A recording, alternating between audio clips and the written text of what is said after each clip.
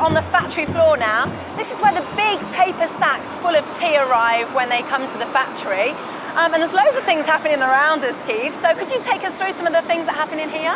Okay, so we've seen the tea being actually made and produced in Kenya. Once it arrives in the factory, it arrives in the paper sacks. The tea buyers and blenders will actually taste the product, and then they'll blend some of those teas together into what they call a blend. It's a bit like a recipe, and that recipe will then be programmed into the computer. Just over on the computer over here is where we'll actually program that recipe into the computer, and then we get our helper, Robbie the Robot, to help us actually put that blend together. Can I meet Robbie the Robot? Of course you can meet Robbie the Robot as well. Let's go meet Robbie the Robot, hey? Oh, so this is Robbie. Yeah, so this is Robbie the Robot. So before we had Robbie, we used to have 70 people in here actually picking the tea up and putting it onto the conveyor to be processed.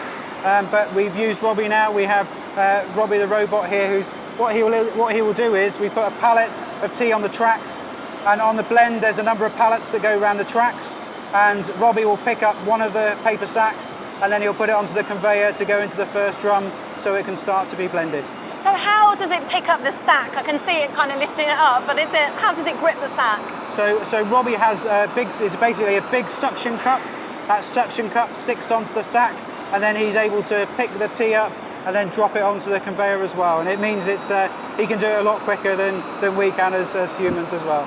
Robbie's very strong. He is very strong as well. Now I know you've got another version over there, another big machine, another big robot. Has that got a name as well? Yeah, so we have two robots here. Unfortunately, his name is Robbie the Robot 2. So we have Robbie the Robot 1 and Robbie the Robot 2 as well. So not very imaginative.